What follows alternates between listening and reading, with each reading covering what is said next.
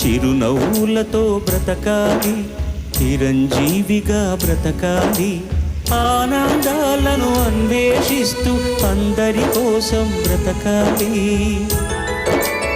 అందరినీ బ్రతికించాలి, చిరునవ్వులతో బ్రతకాలి, చిరంజీవిగా బ్రతకాలి.